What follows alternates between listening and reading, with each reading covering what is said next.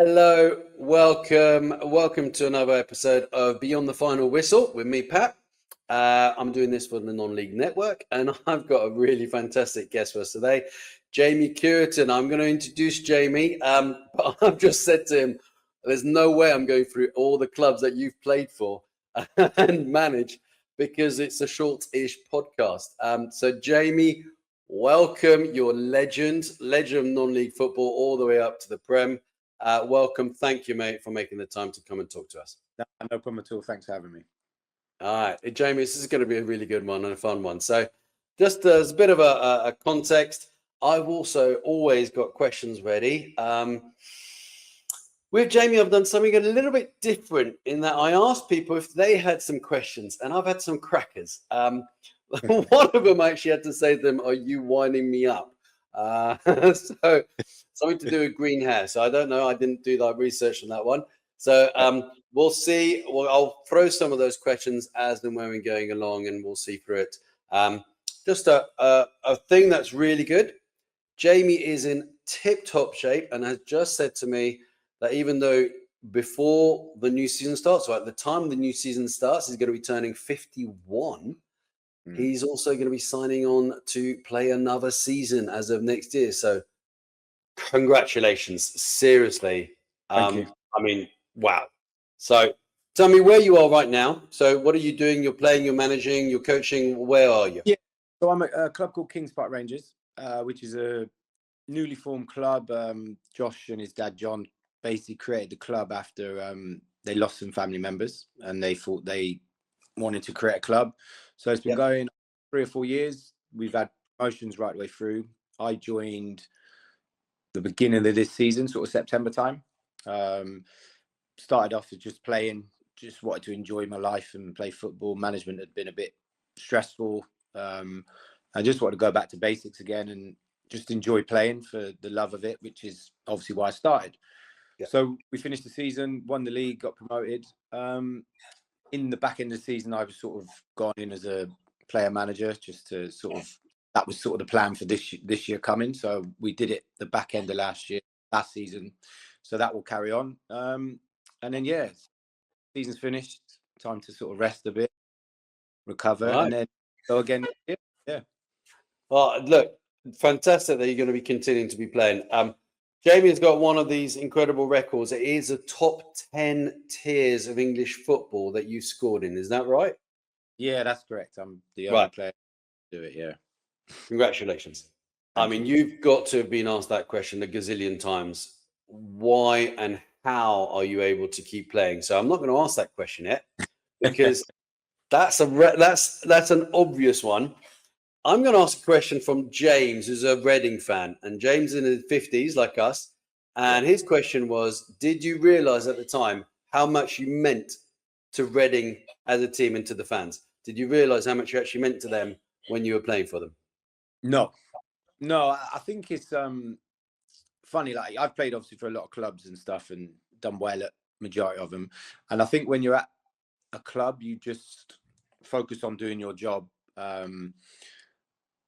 to help the team, help yourself, all of those sort of things. So whenever I went to a club, I well as possible for that club, and certain clubs I fell in love with more than others, and like Reading was one of them. But I don't think you understand at the time you're in amongst it, the effect you have on so many people, and how so many people admire what you've done for the club, and you've given them joy and all of that. So I think when you're involved in it at the time playing, you're so consumed of doing your job and wanting to train and win games and all of that you don't really understand the outside noise of the effect you've had on a lot of people. So it wasn't really until later on in my career, and sort of even beyond that, you start to see and get more love from people that you understand that you actually mean a lot to the fans.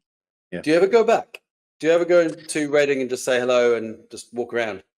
No, because of obviously still playing, it's difficult. I get invited back to games and stuff, and I always want to go back to a lot of my old teams and whatnot. But because I've stayed involved in football, I have never been able to do it. I know a lot of my old teammates will go back on Saturdays or midweek, but I'm always playing or managing. So it's been tough. I've been back a few times. I've played in a few charity games at the ground.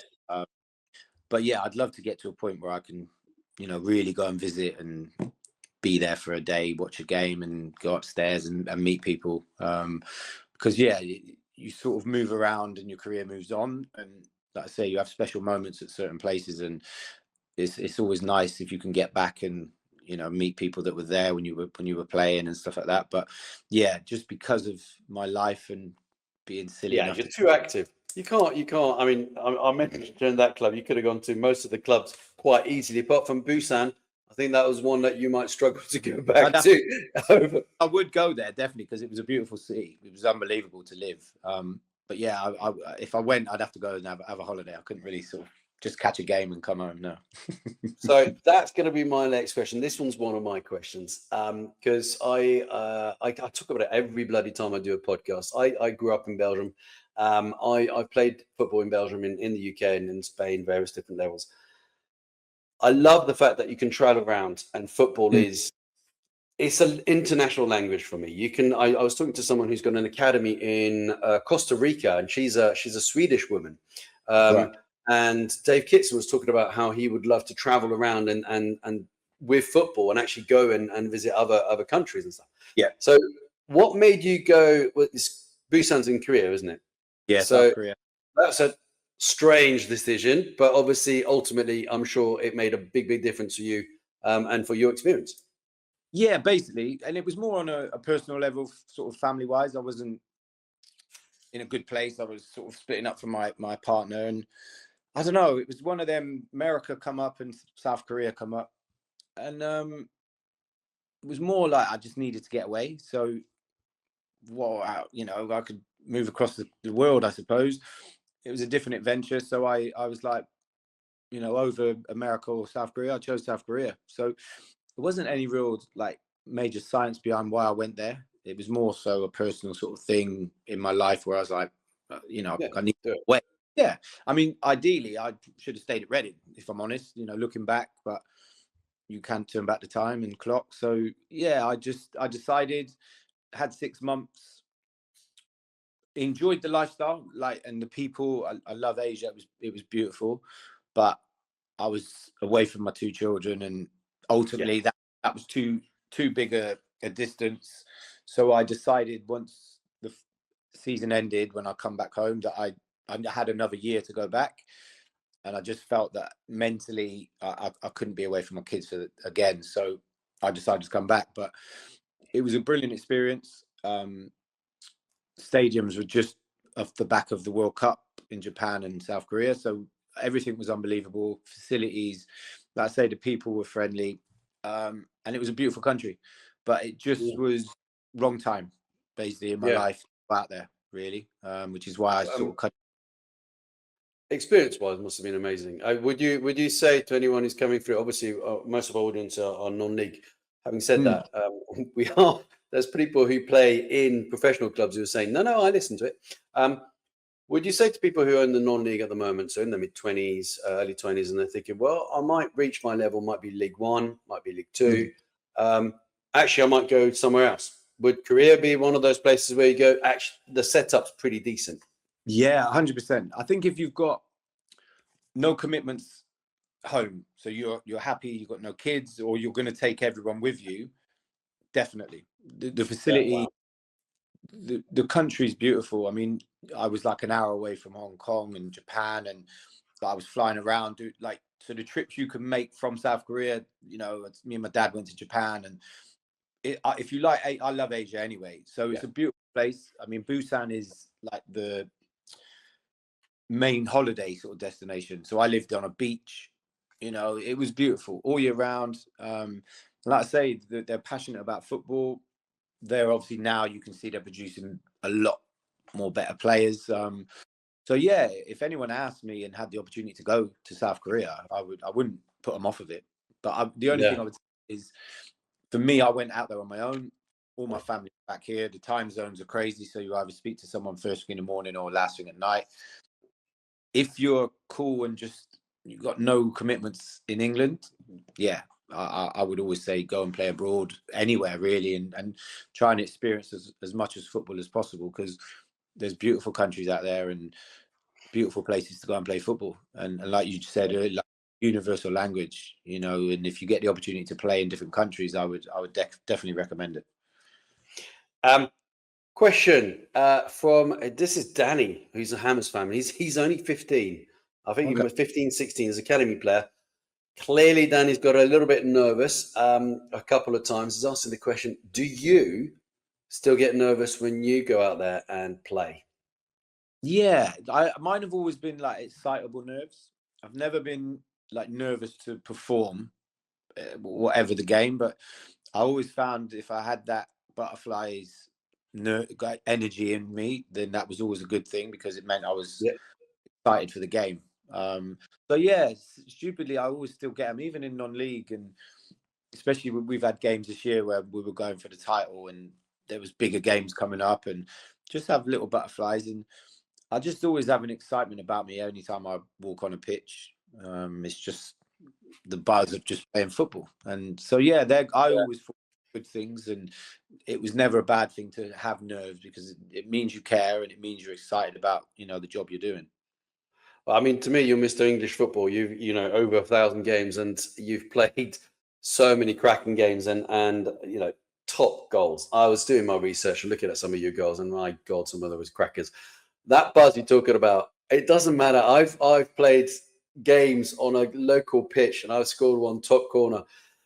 It won't matter who I'm telling it. It gets better and better every time. I mean, some of yours are actually on video. They're not all on video. So no. Interesting enough, even though you're a pro, when you look back at your career, do you ever look back at some of the goals and go, do you know what? That one's a cracker. That one's one of my favorite ones. Yeah, definitely. I've always, even throughout my career playing, I would always look back, even if it's like muscle memory, to see sort of what you've done. But definitely since I've come out of the professional game, it's nice when things come up that it's an anniversary of something, and you get to, like, it's not you hunting it, it sort of comes to you. So you go, I don't mind watching it. So yeah, I think it's the reason I played football, the buzz of playing, the buzz of scoring goals. So I think it's always nice to have like memories to look back on and see stuff that you've done. And even now, scoring in non-league, I've always said the buzz I get actually inside is the same. I could score on a park or score at Wembley. Obviously, the setting's different, the fans are different, but the actual buzz I get for that split second of scoring is exactly the same. That's lovely to hear, because there'll be, I'll go and watch a game, a local game. I don't know, folks, I'm down in Kent, and I'll watch an 18, 19-year-old score, and it's like they've scored at Wembley. Yeah. And watch someone like yourself, who's the same age as I am, we're, you know, we're half a century, and you still get the buzz out of it. And it's just, you know, still game, still going and still game. To get to that stage, obviously, you know, loads of people would have asked you what you've done. Anne, who's a Liverpool fan, Anne Augsburg in Germany, she said, well, what single decision, can you pinpoint a single decision that actually has extended your career span? I think my lifestyle, it was probably the big one. I changed a lot in an instant. So how I lived, basically, going out, drink, food, sleep, probably in one whole thing, I changed everything. Probably early 30s, mid 30s, I made a decision that I felt wanted to keep fit, wanted to keep playing as long as I possibly could. And that was sort of in a professional timescale. And then obviously I've just carried that on into non-league, and that was probably the biggest thing. Just my overall lifestyle, the life I could get away with stuff and drink and go out, lack of sleep, I could still get up and perform. I just think with age, and it's like, right, if I want to continue, that bit has to change. And that's probably what I eat, what I drink, going out, and then rest and recovery, you know. And they're simple things. That it's not like I've, you know, suddenly invented something. That it's just simple thing, and it's worked for me, you know. You look after yourself. Yeah, I think if you look after yourself and your body, it will hopefully do what you want it to do and look after you. And thankfully, by that change, it's allowed me to, I was playing in the Football League until 41, and I've been playing sort of beyond that till 50. So yeah, that change has probably given me an extra 15 years of health and still being able to play football. But in general, I still feel good in myself for day-to-day life as well. So I think that whole thing, not just for football, it makes me feel better throughout the day. So yeah, that'd be I mean, the weird thing is, I've got you in the other side of a screen, and we're miles away. And the energy that's coming from you, I love it. And I that sort of energy, you're giving me a bit of a buzz. And I'm going, this guy still, he gets the buzz from football. He gets the buzz from still being extremely active. I've got to. So someone who I'm connected with, Alex. Alex, this one's for you. Alex has run 11 marathons, 8 ultras. I had to write them down because I wouldn't remember this. Right. And he actually is someone that I look up to and go, what the hell? I mean, I did a triathlon and that was about me done, but my knee's completely shot. Alex is asking, so how much would you actually tell to your players, like a long-term vision, or do you keep them motivated by just going one match at a time? Because you've obviously now had a long-term career.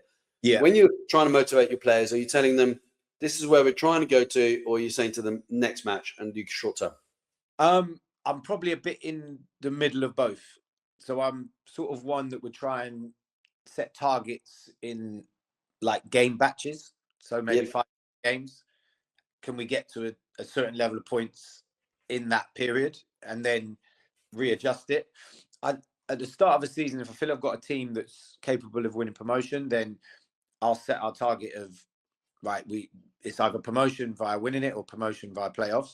So I set a long-term target and then set smaller targets in the season, something that's achievable.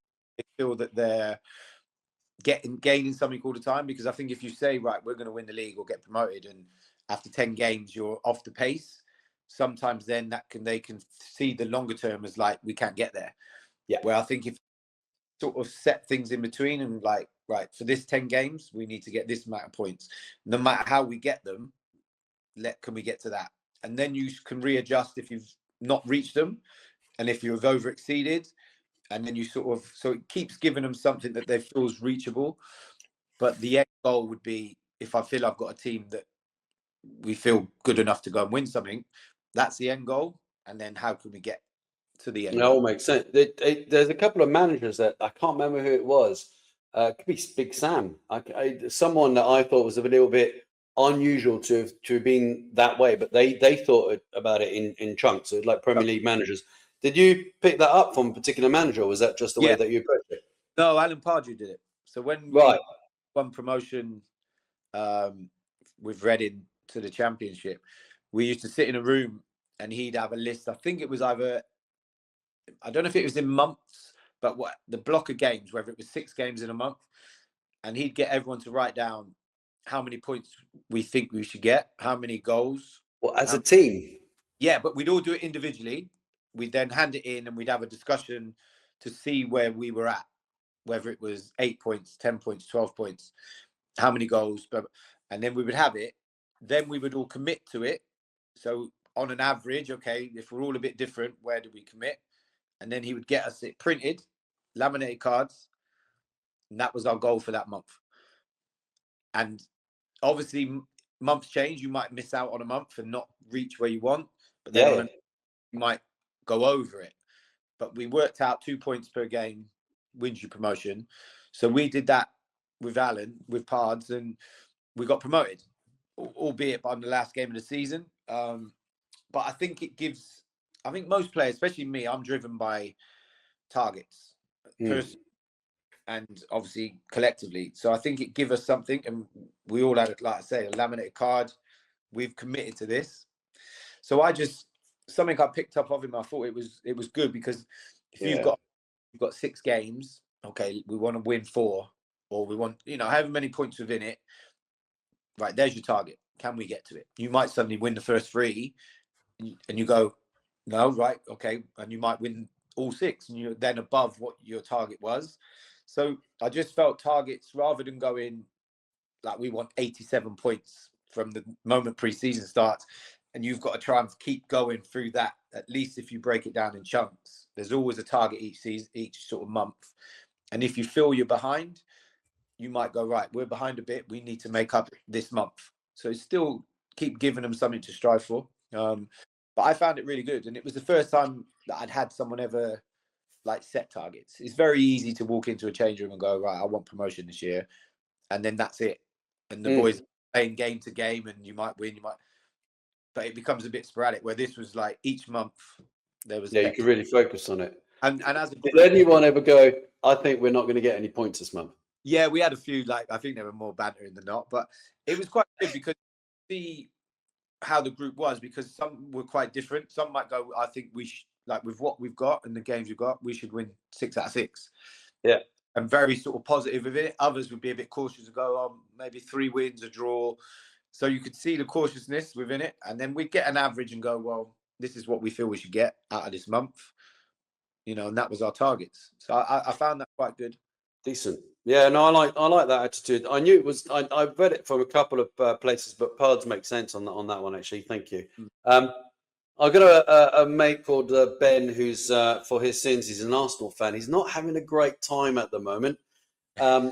His question reflects that. So when you're at the top of the league and a team is catching you, I don't know why he's asking this question. What goes through your mind? And I think what's going through his mind is, oh shit. But what goes through your mind when you're top of the league and you know there's a team that's catching you up? How do you control that kind of mindset? Well, for me, I would, whenever I've been top, it would always then just be about us. Yeah. And we just can control what we can control. So if we're top and we're ahead, then for me, in my mind, is like, we just need to keep doing our job. As long as we do that, we'll win the league. The moment you start to think about someone chasing you and you start to think of what ifs, slowly but surely you'll start to drop points. The gap will get close. Then you start to then feel the pressure. I think it's just dealing with the pressure of going, well, we're in front, so they have to catch us. The only way they catch us is by us failing. So our positivity of we've been here all season should be like, right, we'll win enough games to win the league, and you sort of forget about what's behind you. Yeah. I think the moment you start to panic and start to think about that, every time you go into a game, the pressure keeps mounting because you're constantly thinking, if we lose or if we draw, they're going to win, rather than going, if we win today, we're still 3 points clear or whatever. So you start the results in your head, you start to think about the what ifs of losing or dropping a point, rather than, oh no, we win, they can't catch us. We win again, they can't. The gap stays the same. I think it's that psychology of thinking we could get caught if we lose, rather than, well, no, you go and win the next 4 games if that's what you've got left. It doesn't matter what they do. Yeah, that's right. Trying to get the mindset of like blocking it out and just concentrating is tough. I mean, this year when we've won the league, we chased down a team and we had loads of games in hand. We just chased them down. We won 9 out of 9 back end of the season, and they lost 1, drew 1, and drew 1. We ended up winning the league by 5 points, and they'd been top all year. But I think because our mindset was, we knew what we had to do. We have to win every. We had games in hand. We knew if we won every game, we'd win the league anyway, but it'd be by a point. So our mindset was, we can't slip up. Where their mindset was, if we slip up, and they did, and we just. So it's difficult, but I think the more positive you are, I think that takes it out. And if it is like an Arsenal, for them, they've always been in the ascendancy. The league was theirs. So you just go, well, it doesn't matter. We just keep winning. But they haven't. And you can now start to talk and outside noise. And it's like, well, if you don't win this one now, or you draw this, they're going to overtake. And as soon as you let that in, then I think you're in trouble. And I think that's what they've done. And City, really the other way around, have gone, we know what we have to do. If we don't win every game, Arsenal win the league. So they've just gone, this is what we're going to do. And Arsenal are like, you can see them, they're like looking around like, they're coming, rather than just going and doing the same and going, right. Yeah, exactly. Our tunnel vision. And if we do I think every level happens like that. The only difference there is that everyone's looking at you, as opposed to when you're in a non-league team, when you're coming through, and there'll be a few hundred people looking at you instead of a few 100,000 people, and maybe millions across the world. You talked about what if moments, and Dave, he's our sorts of age. He's late 40s. He's a Leeds fan. Yeah. He did say, and his question actually focuses on Man United, which is an interesting one as a Leeds fan. But Dave, this one's for you. Did you have any what if moments? And is it true that Man United were actually looking at you at one point when you were at Norwich? Yes. Yeah. So when I was about to sign apprenticeship forms, which are now academy, I'd been at Norwich since 14. So I'd been there in their system. I went on trial at Man United in an Easter holiday or a summer holiday. Went up there, trained, played, come back home, was still associated to Norwich. I hadn't signed any forms at this point. Then it got to coming up to end of school year where I would leave sort of school. So I had to make a decision on where I was going to take my career. And I got offered a contract from Man United. So they is this offered Sir Alex years? So Alex Ferguson, yes, yeah. So it'd have been basically the year I'd have been in was the class of '92. So if I'd have agreed, I'd have been, that was my youth team. Yeah. So it was funny because I'd been at Norwich for a while. They offered me the same, and I had other clubs that were wanting to sign me, and I got offered a 2-year apprenticeship and a 2-year pro, and Man United offered me exactly the same. And I don't know, as a 14-year-old kid, I'm a Man United fan as well. So I'd been at Norwich for a long period. I really enjoyed it. And I don't know why. It's hard to sit here and sort of really understand why I said no. But I was like, I'm going to take the deal with Norwich. In my head, it was more Norwich were a smaller team, but they were at the time, which people of the younger age wouldn't know, they were battling with Man United to win the Premier League. Started, they were in Europe, you know. You had Sutton there and all sorts. Yeah, they were in Europe and stuff. So I felt my pathway to play in their first team was better than my pathway to play at Man United, because at the time, that class of '92 hadn't happened. They were buying players, and you know, Sir Alex was starting to find his feet, build something. And my head, it was like, well, I'll go to Norwich and play in the first team sooner than that, and then maybe in my head, I'll end up there at some point. So I sort of said no and decided to stay at Norwich and continue there. I think about a week after I turned the contract down, Sir Alex Ferguson rang my house. So yeah, which again, like now I think about it, that sort of shows how much they wanted me. Yeah, it wasn't like I turned Man United down, and the club went, oh, okay. He actually rang me and was like, my dad picked the phone up, and he actually spoke to my dad and was basically saying, you know, why has he turned us down? Why does he not want to come? So my dad had to sort of fend the questions off, and he was sort of looking at me, and I was going like, I'm sticking with my decision.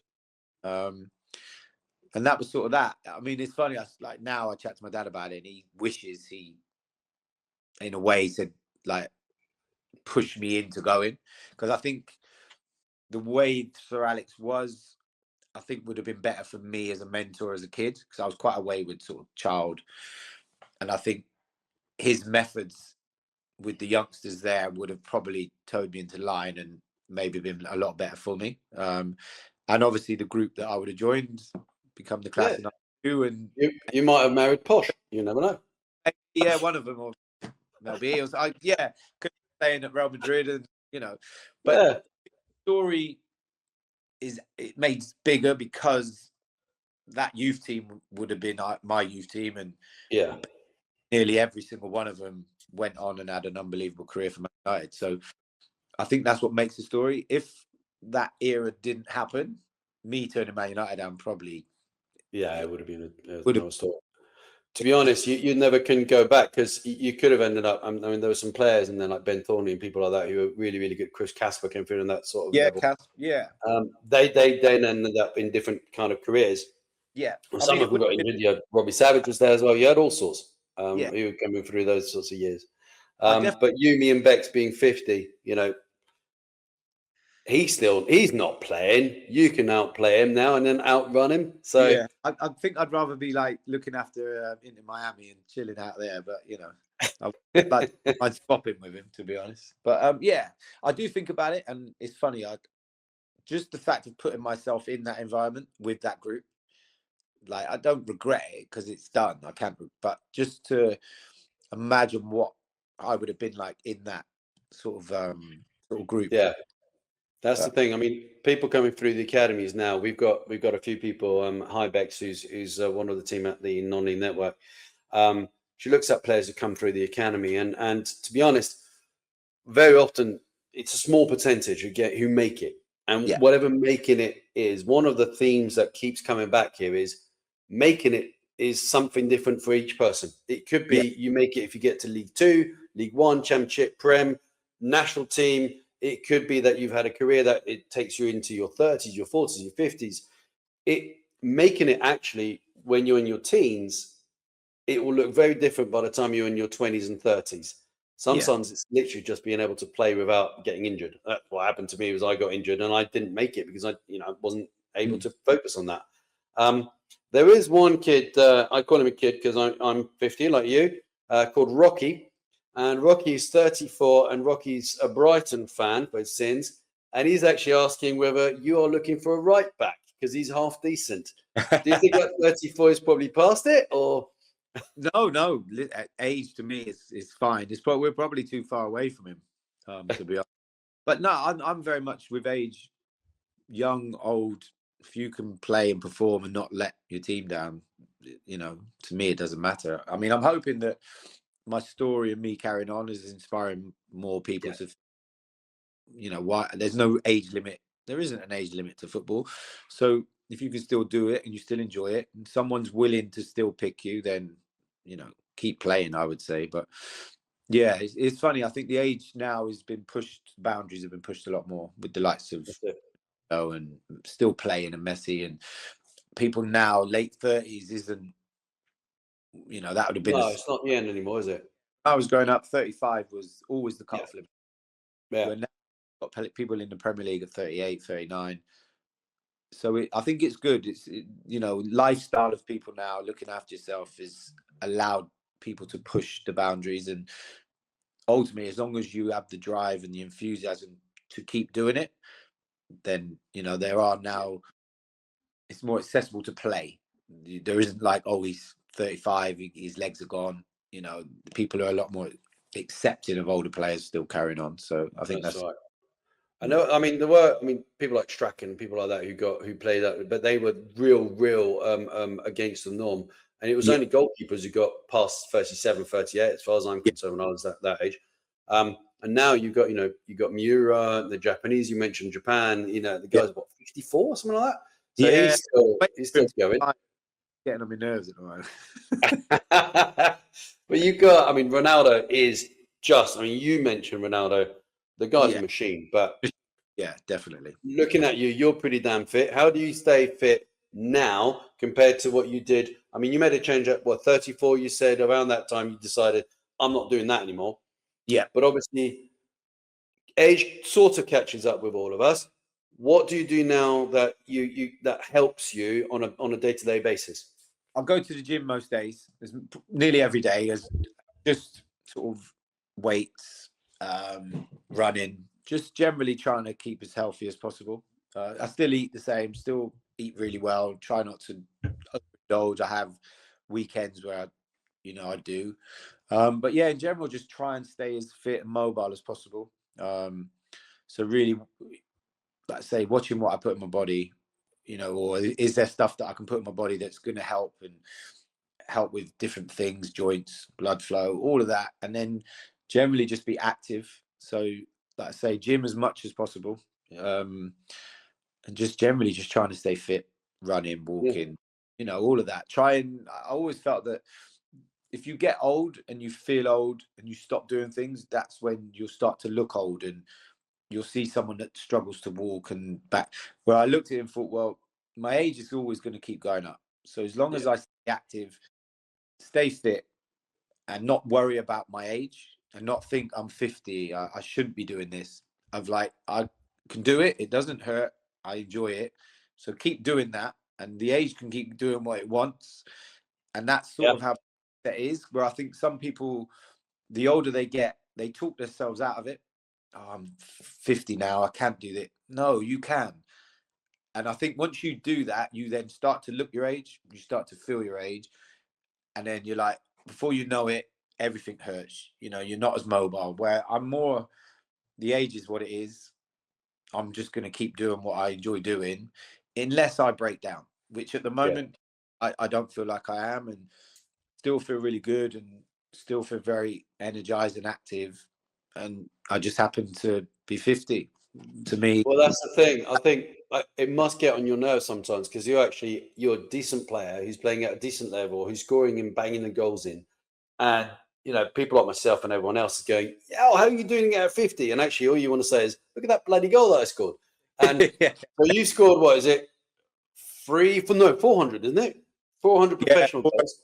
2 I'm on now. Yeah, yeah. Why? Well, why are you going to keep going to do 500? Is that the next aim? I mean, do you actually go, sod it, I want to keep going, and I'm gonna aim for that, or just go, I'm happy with what I've got, and I'm just gonna keep going until I can. Well, the No plan more? was 400. Now I'm at 400. I'm sort of quite content, but I'm going to play next year. If at any point next year I'm at 420, Yeah. then in my head I'll be like, I'm quite close to 450. So it's always the big numbers. So 500 at the moment is out, and even 450 at the moment, I'm not like going, I want to get to that. But I got 12 goals this year and hardly really played. If I'm suddenly got another 12, 15, and I'm like, I'm at 420, we're now getting a bit close, and maybe in one more season I could get it, then I'll start to think, right, that bigger target looks a lot better. So we'll just see. Really, it's the same with my games. I think I'm seven games away from 1100. So in my head, I have to That's get to amazing. 1100. I can't leave it short. So, and 7 games is like, that's nothing. So Yeah. I love big targets, but in my head, I have to think they're reachable.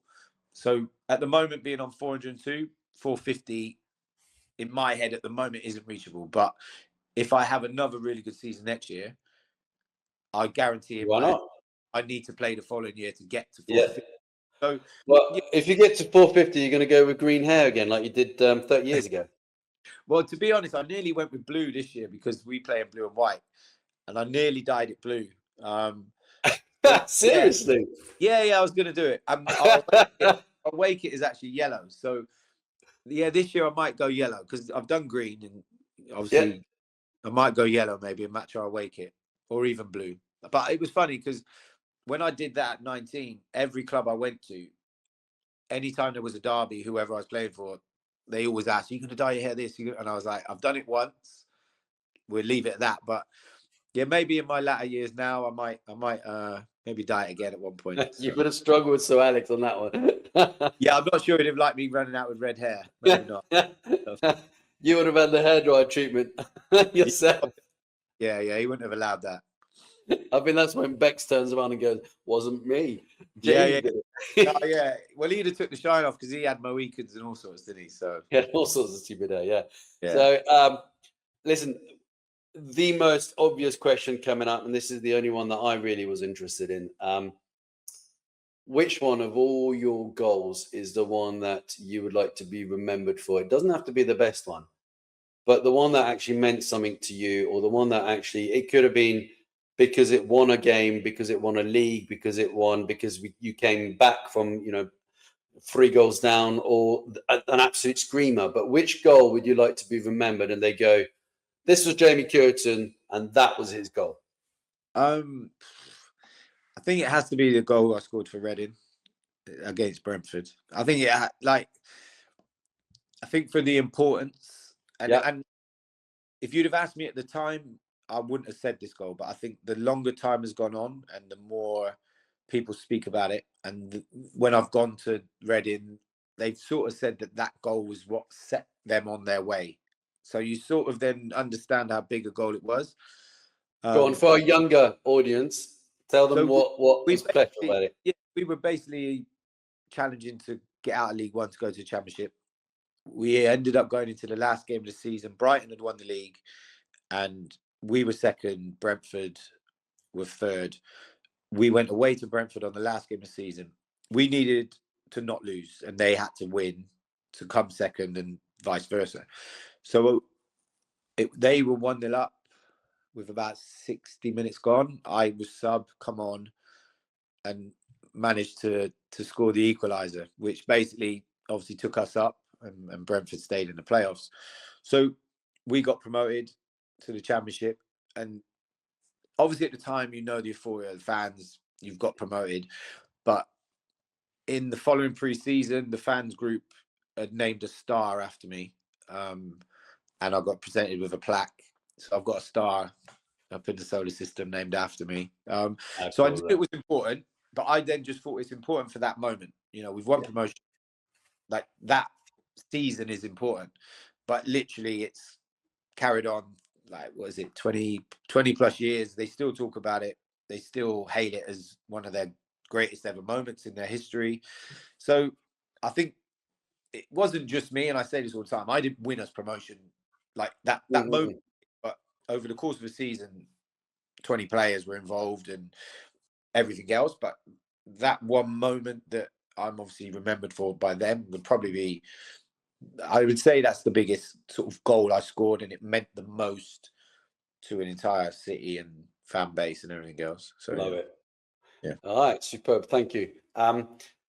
Just to finish off, Jamie, I'm having a whale of a time. We're about 40 minutes in, even though it blocked off for a little while, and that's modern technology for you. Yeah. I've had a fucking cracking time. Oh, I just sworn that. I've had an actually cracking time. They can cut that out. And just going through it, just wishing you all the very, very best on the new season. When you look at the non-league level that you're at now, what is the biggest challenge for you and your club? Obviously, apart from revenue, because it's always revenue, it's always trying to make more money. But apart from that, kind of what else is a challenge? I think recruitment is always a challenge. I think it's interesting because we're quite different, and even like now, how we're going to plan our season out, I think we're going to end up attracting better players because of it. So we're not going to train. We didn't train last year, and we won the league, and we're not going to train this year, which is a bit mental because we've spoken to players that are playing the league above, who are quite local to us, and they're like, "Oh, you're not going to train." So they're willing to basically drop down, get paid less, but just go from game to game. So I think challenges financially are always going to be, but I think most of the time from working in non-league, it's obviously people's day-to-day work and commitment and stuff like that. So I think when you take out training, which every club I've managed in non-league, we've trained Tuesday, Thursday, play Saturday. So you're asking a lot from someone who might be up at 6 a.m, or someone in London, you know, to be at training for Tuesday at 7 and be at training for Thursday and then matches. And I think we get caught up that, especially in non-league, that we try and be especially me, as professional as possible, have to do this, have to do that. But then you have owners that are paying people, so they'd always be looking over you, that they'd want you to do it properly. The beauty with us is the owners are the ones who started the club. They're all involved. I manage it with the dad whose son created it, who plays. So they're my overheads, and they're the ones that set these boundaries and rules. So it makes so we've spoken already when we won the league how we're going to make this work, and he's like, no, we're not going to train again. I was like, okay. And for me, like, it isn't like when you train in non-league that we're doing patterns and shape. It's coming in to have a workout and have a sweat on, have a run. So as long as your players are looking after themselves, day-to-day games should be fine. And if you've got a good enough team, you should be all right. So it's a bit of a genius way, because if I say to a player, I can give you X amount, but you just got to turn up on a Saturday or a midweek game, they're like, oh yeah. Because some might have family and kids. Suddenly they're not being asked to roll in on a Tuesday and a Thursday, get home late, go to work. So if everyone involved is happy, then it's brilliant. But they're the struggles I've managed to sort of had to have, is like attracting players, distance, training, budgets, where we're a bit different, and we try and take all of that out and we have fun. It seems to work. So in non-league that their struggles are commitment and reliability because people work, and I think you have to be really, well, especially me, like you have to be really considerate for other people's lives. Football isn't their main job; they earn money something else. So the demands you want to put on people, you can't always get it because ultimately they've got another job that pays the bills for them, and playing football really is just for fun. And I think sometimes at clubs you can make it too serious for a lot of these boys. When ultimately they just want to have fun and play football and enjoy it. And that's what we're doing at the moment. So all the problems I've faced, we've sort of taken them out. So I it's love quite, that. yeah. I love that. I mean, it's like if you're having to work really, really hard as well physically, if you're able to be keeping yourself fit at home or going to the gym, you might not live right next to your club as well. So I mean, Yeah. I know there's a few players who are out on loan who'll travel maybe half an hour, 40 minutes to go to another team. Yeah. If you're having to do that and then train twice a week as well on top, that's quite a big commitment if you're wanting to earn a wage, Yeah. going out building or piling or anything like that. Yeah. And financially, you obviously have to pay them for that. Where is if you take out Tuesday and Thursday out of that and just say, we just want you for a Saturday and a midweek game, if we have one. A lot of players, especially like senior players that have been involved in it for a long time, I think they've got to a point of they just want to enjoy it and have fun. Like take all and I've found, especially this year, with us doing that, we've ended up winning the league because we do it for fun. We laugh at ourselves. We laugh at everyone else. We make a joke that we don't track. All these things, but we have good players. And I think when you turn up on a match day, everyone's locked in to go and win. And it becomes, and it sort of has a brilliant effect because you'll finish the game and it's like, everyone have a drink, see you next week. Whereas before I was in my mentality of, right, boys, got to worry about the next game. But we don't even do that. Like, brilliant, we've won. We'll see what happens next week. Where I think I think I've been too serious because it's been my mentality in football. Where it's been the first year I've had where, okay, losing isn't the end of the world. I'm not going to lose my You're job. going soft. No, you're not. You're winning, but you're having fun. Yeah. Is there anyone? Is there anyone you want to give a shout out to? Because obviously there's going to be millions watching this one. Yeah. I don't know. Not in general personally, but I think I'd say a big thank you to everyone who I've played for club-wise, managers that have selected me, all my teammates. There's too many people for me to individually say thank you. I But I made think, a list of your clubs, yeah, and I honestly had to go through a list of clubs that you played for once, and the ones you played for twice, and yeah, then I think Farnborough you went to 3 times. yeah, there was a few loans within it, but So yeah, I was like, yeah, well, I give up. I think really just that it would be an overall thing of anyone who I've come across, managers, players, fans, clubs. They've all played a part in my journey, and without them, I wouldn't obviously be where I'm at. So I'm eternally grateful for everyone who's sort of allowed me to play for them, and fans that have supported me, and especially my teammates. They when I scored my 400, it's not just been me that's done it. My teammates have played a massive part. So I think overall in my whole career, it's just a general thank you to anyone who's Lovely. played a part in helping me reach where I'm at now. Lovely. Maybe, I mean, your life outside of football, we haven't spoken about at all what your plans are for afterwards, because I think your plans are you're going to keep going where you're going. Yeah. And there's no point looking at that next level because I know that you're one who's going to make that decision as and when it comes, if it needs to come. I was talking to Matt Jarvis. He went, I can go skiing now, and I love it.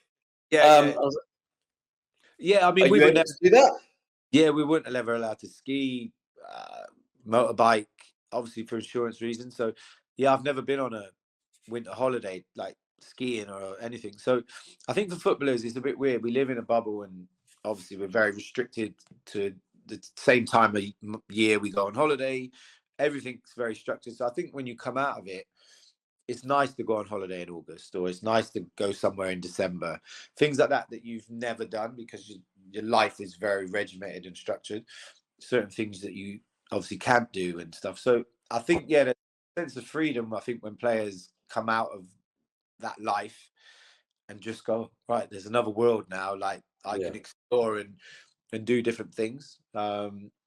for me at the moment, I'm still in that same sort of mindset. So, but I enjoy it. But the thing is, Yeah. with in non-league, if I want to go on holiday in August, my club isn't going to go mental. I can go, look, I've got to take my kids away on summer holiday. So I've sort of got the best of both worlds where if I want to go and do that, I can. But being in the world I'm in, I still really enjoy it. So, you know, I've seen most, I've traveled around. So yeah, I'm happy still being involved and doing what I'm doing. Great. Thank you, Jamie. Look, for me, it's always the person behind the name and the number. And that's part of the idea of the podcast. But I've really enjoyed my time with you. It's been a lot of fun. I look forward to maybe one, who never knows, in the future, maybe meeting you in person as well, and going to watch you play. Actually, that would be quite good. I'll be taking part in walking football because I don't have a meniscus, so I can't do it. Manu, you were saying keep going. I've got a particular a channel that I put together, which is still. What is it? Still Game Pat, because I'm 50, but I'm not giving up, and I can't play football, but I'll do every other bloody sport that I can. And you know, you try and bloody stop me. So that's you're kind of the same mentality as I have, but you're doing it in a sport that we all love. So thank you for your career. No, thank you for the memories. Thank you for the cracking times that you've been on the pitch. Thank you for the green hair. And you know, all the really good stories today as well, and answering the questions that some of the listeners have put through. So cheers for that, Jamie. And good luck as well for the next season, because it's all about the next one now, isn't it? You're done for the season. It's all about planning and preparing for the new one. What kind of pitch have you got? Just a quick question. Is it a normal grass pitch or a 3G one? Normal grass. I'm not sure I'd still be going if it was Astro. I'm not. I can train on it every now and then and play the odd game, but I think like being on it constantly for knees and backs, the back.